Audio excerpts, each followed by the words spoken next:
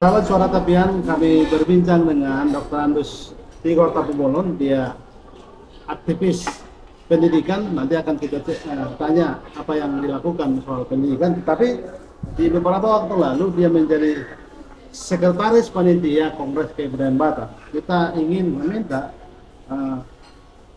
pikiran dan harapan-harapan ke depan. Tentu Kongres Kebudayaan Batak pertama yang kemarin di Bali itu banyak plus minus yang harus dipelajari. Tentu itu satu pengalaman yang berharga untuk belajar ke depan.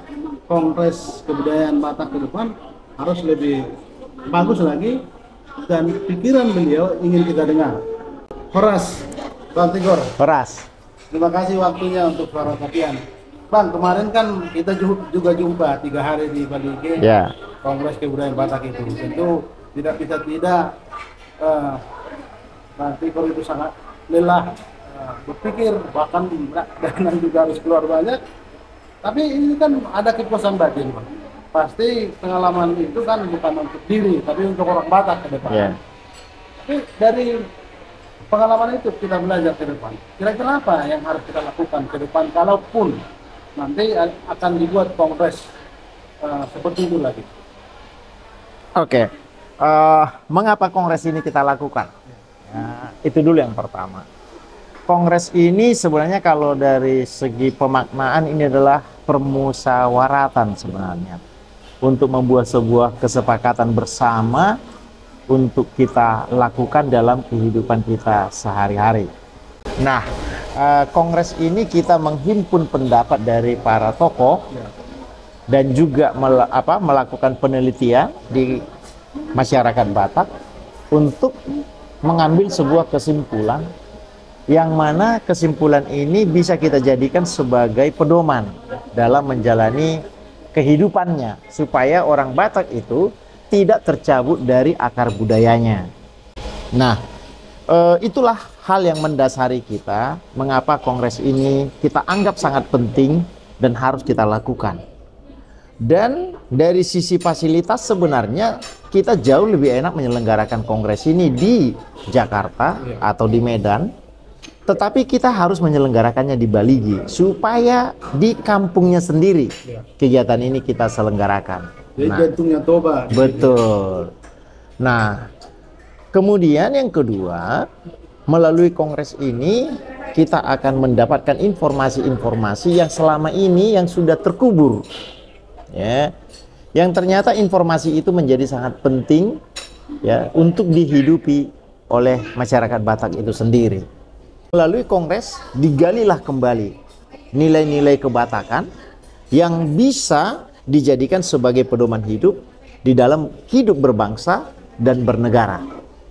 Nah, akhirnya kita selenggarakan kongres itu, dan saya anggap kongres itu sungguh luar biasa. Dan menurut saya tentu sebagai panitia saya harus membanggakannya, kan gitu kan, bahwa kongres itu sangat berhasil sesuai dengan target yang kita rencanakan. Nah, kemudian ada juga hal program jangka pendek. Mengapa kongres itu kita lakukan?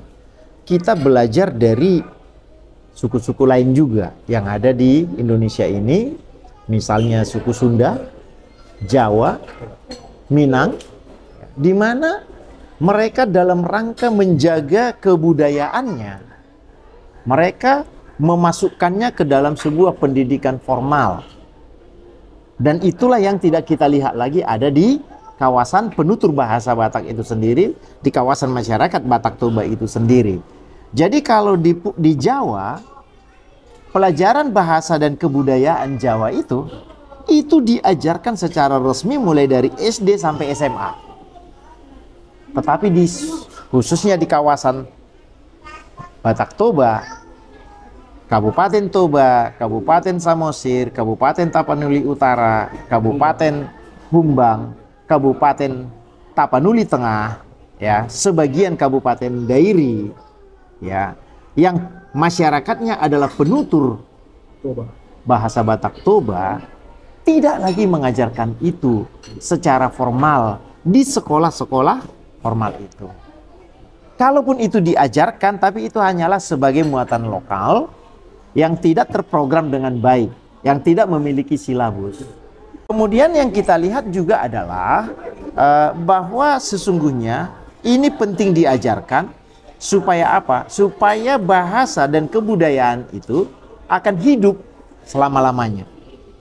Nah, maka diajarkanlah secara formal. Lalu kita melalui kongres ini, kita mengajak pemerintah, khususnya penanggung jawab pendidikan SD dan SMP itu ada di tangan para bupati. Kurikulumnya bisa ditentukan oleh bupati sesuai dengan kebutuhan masyarakatnya. Sementara SMA dan SMK itu di bawah naungan gubernur, kepala dinas di tingkat provinsi. Nah, kita berharap melalui kongres ini akan mulailah pemerintah mengajarkannya secara formal di tingkat SD, SMP, dan SMA. Dan melalui kongres ini kita berharap akan terbentuklah silabus pembelajaran bahasa Batak Toba. Apalagi Universitas Sumatera Utara memiliki sebuah prodi yang namanya program studi sastra Batak. Nah, jadi sangat tepat sebenarnya pemerintah daerah memberdayakan juga para alumni ini untuk meminta mereka bersedia menjadi tenaga pengajar di sekolah-sekolah formal ini. Itu jangka pendeknya kita. Tapi jangka panjangnya adalah bagaimana supaya orang Batak, baik yang ada di kampung halaman maupun di perantauan, bisa menghidupi kebudayaan itu selama dia masih ada. Itu sebenarnya yang kita harapkan. Dan kebudayaan itu adalah sesuatu yang dinamis. Bahasa itu juga adalah sesuatu yang dinamis. Kalau dia statis, dia akan punah. Nah, jadi bahasa dan budaya itu harus bisa berdampingan dengan budaya yang lain untuk saling menerima. Nah, misalnya dalam aksara Batak Toba kita tidak mengenal huruf C, suku kata C atau ca. Saat ini ca itu atau C itu sudah sesuatu yang tidak bisa kita tolak. Maka oleh kongres ini disepakatilah kita harus munculkan huruf C itu tadi. Nggak mungkin kita katakan samat, ya kan? Nah, karena nggak bisa kita terjemahkan dalam bahasa Batak, kita sebutlah samat, enggak. Tetap aja kita menyebutnya camat, kan gitu kan? Karena aksara Batak Toba itu khususnya 19 huruf ya, tidak lengkap seperti Latin 26. Latin, ya. Nah, jadi kita harus menyesuaikan diri tanpa menghilangkan yang akarnya. Jadi akarnya tetap ada, kita tinggal menambahkan. Jadi kalau ada orang mengatakan ini pemurnian bahasa Batak Toba, ya kita harus kembali ke zaman dahulu. Kita tidak mengenal namanya komputer, kita tidak mengenal namanya kamera, kita tidak mengenal namanya ponsel. Nah, jadi melalui kongres lah itu disepakati. Apa kata yang kita pakai untuk menyebut komputer?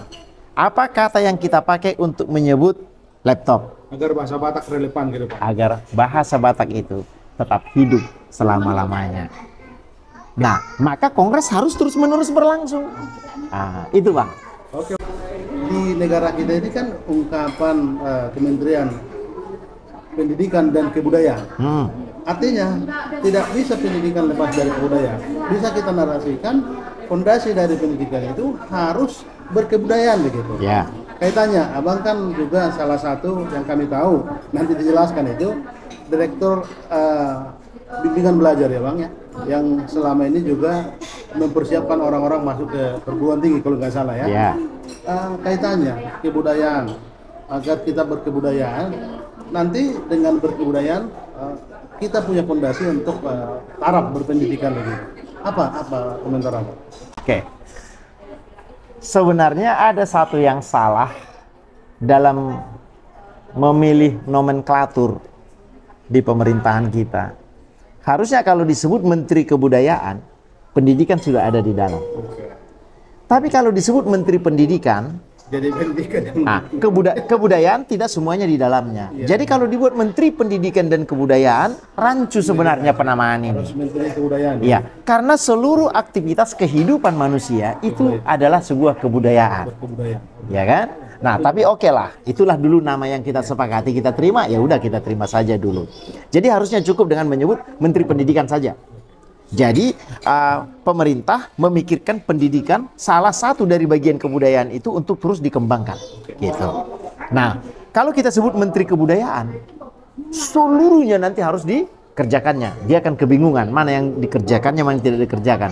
Karena termasuk juga teknologi. Alat-alat pertanian itu juga adalah bagian dari kebudayaan, kan gitu. Nah, jadi menyangkut masalah pendidikan, maka pendidikan ini adalah sebagai sarana, sebagai media untuk mempelajari segala hal. Nah, melalui pendidikan ini orang akan mempelajari karakter. Melalui pendidikan ini orang akan mempelajari ilmu pengetahuan. Melalui pendidikan ini juga orang akan mempelajari kebiasaan-kebiasaan yang hidup di kalangan masyarakat-masyarakat yang beragam ini.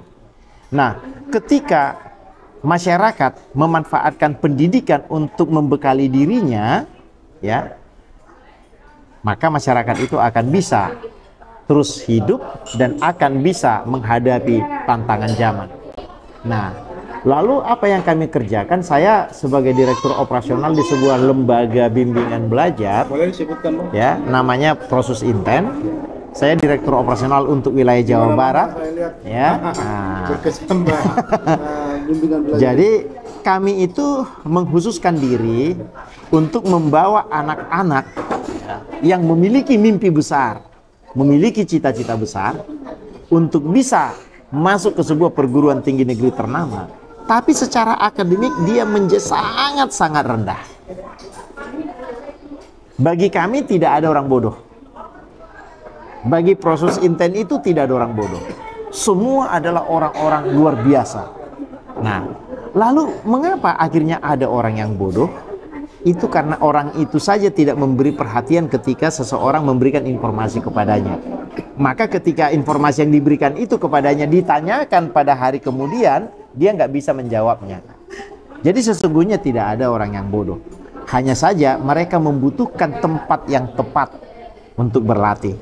Dan itu yang kami lakukan di Prosus Inten itu, sehingga nama lembaganya maknanya apa, Bang? Prosus Inten ini berasal dari singkatan sebenarnya. Program khusus kami singkat dengan namanya Prosus. Mengapa kami sebut ini program khusus? Yang pertama, karena program ini dikhususkan untuk orang-orang yang memiliki mimpi besar, ya, untuk bisa kuliah di perguruan tinggi ternama di Indonesia, tetapi secara akademik dia masih sangat rendah. Maka ini pelatihan khusus namanya. Jadi program ini dikhususkan untuk orang-orang yang seperti itu. Kalau Inten itu sendiri itu juga adalah sebuah akronim. Berasal dari sebuah nama Institut Teladan. Ya, maka kami singkatlah Inten. Jadi Prosus program khusus Institut Teladan. Kami singkat menjadi Prosus Inten. Nah, ini adalah sebuah lembaga yang bergaransi, Bang.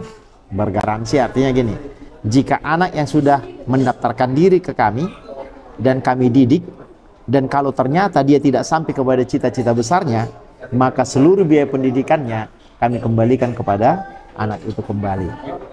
Pengalaman Abang dari ungkapan tadi, tidak ada yang bodoh sebenarnya. Ya. Hanya karena tidak ada kesempatan dan tidak dididik maksimal. Ya. Apa kira-kira dibalik? Bagaimana menghadirkan anak-anak itu menjadi mandiri, menjadi manusia pembelajar? Oke. Yang pertama, kita harus menginspirasi dia. Maka guru itu harus menjadi inspiratif, harus menjadi penginspirasi, tidak hanya sekadar motivasi. Nah, artinya teladan. Nah, kan sebenarnya dalam pendidikan itu ada 3 sebenarnya slogan pendidikan. Cuman kan kita hanya memakai 1. Kita hanya memakai Tut Uri Handayani. Kan gitu kan? Kita nggak memakai Ing Ngarso Sung Tulodo. Maka Prosus Inten bukan menganut Tut Uri Handayaninya saja, tapi justru mendahulukan Ing Ngarso Sung Tulodo. Di depan harus menjadi contoh. Jadi kita harus kita harus bisa dicontoh oleh anak itu, sama seperti Bapak SM Tampu Bolon tadi. Dia menempatkan dirinya sebagai Ing Ngarso Sung Tulodo. Dia nggak perlu cerita kemana-mana, tapi kita lihat jejaknya. Kita ikuti aja jejaknya itu, kita pasti berhasil. Sementara Tut Uri Handayani itu kan kita di belakang mendorong. Ya kan? Kita di belakang mendorong. Jadi terkadang yang kita dorong ini nggak tahu arah. Maka sebenarnya pendidikan yang tepat itu adalah aku adalah gembala yang baik. Maka kalau kita lihat gambarnya itu, dia di depan. Dia di depan, bukan di belakang posisinya. Nah, maka di proses intent itu salah satu persyaratan pertama adalah guru-gurunya itu harus terbukti lulus dari perguruan tinggi negeri. Karena anak-anak ini mau dibawa masuk ke perguruan tinggi negeri. Jadi dia akan menularkan pengalamannya. Nah, banyak orang pintar, banyak orang hebat, banyak guru yang luar biasa lulusan perguruan tinggi swasta. Tapi itu tidak boleh ada di kami. Mengapa? Dia tidak ingat sosong tulodo. Dia tidak jadi contoh di depan. Abang ini aja nggak masuk perguruan tinggi negeri, gimana caranya? Ngajarin kita untuk masuk ke perguruan tinggi negeri ya. Mohon maaf nih, ajaran yang diberikan oleh Tuhan Yesus itu adalah ajaran yang universal. Yang kalau diterapkan dalam dunia pendidikan, maka negara itu pasti maju. Jadi contoh, jadi teladan itu yang kaitannya tadi dengan Kongres Kebudayaan kita itu, ternyata kan dari penjelasan pengantar tadi kan agar ini masuk dalam roh pendidikan, terutama jadi pendidikan di orang Batak gitu, SD sampai SMA. Apa kemudian sebagai orang yang aktif di bidang pendidikan, apa yang abang pikirkan Bang, kalau mereka sadar lewat bahasa itu mereka mengetahui banyak filosofi ajaran-ajaran baik dari budaya itu sendiri. Oke. Tidak semua yang bisa bahasa itu tidak bisa semua diterjemahkan ke dalam bahasa yang lain. Ya. Terkadang harus menggunakan bahasa asalnya itu sendiri supaya maknanya pas untuk bisa disajikan. Nah, jadi karena itu bahasa Batak itu perlu dipahami oleh setiap orang Batak supaya dia bisa benar-benar memahami kearifan-kearifan lokal yang hidup di masyarakatnya, yang sulit diterjemahkan secara harfiah ke dalam bahasa yang lain, misalnya ke dalam bahasa Indonesia. Nah, maka dengan diberikannya pembelajaran itu di sekolah, dia akan lebih mudah memahami kebudayaannya. Nah, ketika dia sudah memahami kebudayaan seperti yang saya katakan tadi, bagaimana filosofi Mamita Godang, kalau itu dia terapkan dalam kehidupannya, kan filosofi Mamita Godang ini kan sulit diterjemahkan ke dalam bahasa Indonesia. Upasa-upasa itu sulit diterjemahkan dalam bahasa Indonesia. Itu menjadi pembelajaran di kehidupan. Betul. Nah, jadi membangun sebuah masyarakat modern, ya, bukan berarti kita harus menenggelamkan kearifan-kearifan lokal itu tadi, tetapi justru kearifan lokal inilah yang kita gunakan untuk menyerap kemajuan itu tadi, sehingga kita akan tetap menjadi memiliki jati diri yang kuat. Sambil contoh, mohon maaf kepada kawan-kawan, memakai jas. Ini mohon maaf nih kepada kawan-kawan. Dalam kultur Batak, sebenarnya sebelum Nomensen datang, kita nggak mengenal jas. Mengapa kita tidak mengenal jas? Mengapa Eropa itu mengenal jas? Karena di Eropa itu sangat dingin. Suhu di musim panasnya aja masih lebih dingin daripada musim dingin di Indonesia. Maka karena mereka beraktivitas yang perlu modis, dibuatlah jas yang begitu bagus sehingga dia hangat kemanapun dia pergi. Tapi kalau kita di Indonesia, di daerah yang tropis, memakai jas, sedangkan memakai baju batik biasa aja kita sudah keringatan, lalu kita pakai lagi jas, itu kan bukan kearifan lokal kita. Tapi sekarang ini di dalam kultur masyarakat Batak sudah dianggap, nah itu dia. Jadi dianggap merendahkan. Ya? Dianggap dia tidak berbudaya. Iya. Nah, jadi ini kalau menurut saya kita tercerabut dari akarnya. Boleh pakai jas, tidak dilarang pakai jas. Itu dicoba karena ketika masuklah Nomensen pakai jasnya itu karena kebiasaannya dari Eropa. Sama halnya, coba lihat orang-orang Eropa yang datang ke Indonesia. Di Eropa yang begitu dingin, mereka minum alkohol. Mengapa mereka minum alkohol? Pagi-pagi juga sih. Karena dingin, membantu menghangatkan tubuhnya. Tapi karena sudah menjadi kebiasaan bagi dirinya, di daerah panas pun dia tetap cari alkohol. Kan gitu. Nah, jadi kebiasaan itulah yang melekat pada diri mereka sehingga kemanapun mereka pergi, walaupun tidak sesuai lagi dengan keadaan di tempat itu, dia selalu mencarinya. Sama halnya seperti saya. Sejak kecil saya makanan khas saya ikan asin. Maka di pesta manapun saya, kalau saya ketemu ikan asin, makannya lebih enak rasanya dibanding dengan segala daging yang ada di situ. Kan seperti itu. Maka kita cari terus ikan asin kan gitu. Nah, jadi datanglah No Manson dengan jasnya, dan kebetulan suhu di Tapanuli pada waktu itu hampir sesuai dengan suhu di Eropa pada musim panas, wajar. Tapi kalaulah di Jakarta ini, kita harus tetap menggunakan itu kan, enggak kan? Nah, tapi ya itulah kebudayaan. Kalau itu sudah diterima sebagai bagian dari kehidupan masyarakat itu, walaupun itu tadinya adalah adopsi, tapi ketika sudah diterima, ya mau tidak mau itu kita anggap sebagai bagian dari kebudayaan kita sendiri. Terakhir, Bang Tigor, sebagai sekretaris Kongres Kebudayaan pertama, Toba, tidak ada karya yang sempurna, apalagi karya yang dimulai belum pernah ada di sejak awal Kongres Kebudayaan Batak ini, Toba khususnya. Apa pesan Abah agar kita terus dengan belajar dari yang sudah kita lakukan itu ke depan, barangkali ada orang-orang yang menyambut ini ke depan, mungkin generasi muda ke depan juga belajar dari progres perubahan dan perbaikan kemudian. Oke. Yang namanya Maddasor Ya. butuh sebuah nyali yang sangat kuat. Itu yang dilakukan Ya. panitia Kongres Kebudayaan Maka pertama ya. nyalilah yang membuat itu semuanya terjadi. Sama halnya dengan orang yang menikah. Kalau dia hanya memikirkan pestanya begini, ini begini, ini begini, ini begini, Tidak jadi. bisa nggak jadi dia menikah. Ya. Maka banyak sekarang orang Batak mulai melajang gara-gara Tidak ada hitung itu tadi, tidak punya nyali kan gitu kan, tidak berani memulai kan gitu kan, tidak berani menerobos. Nah, maka kita menerobos itu dengan sebuah harapan. Ketika kita memulainya, pasti nanti akan ada orang yang mengikutinya. Makanya sejak awal kita sudah siap dengan segala risiko penyelenggaraan kegiatan ini, dengan segala biayanya, ya kita urunan dari sesama panitia. Nah, tapi ya puji Tuhan, ternyata dalam perjalanannya akhirnya ada kok yang membuka diri.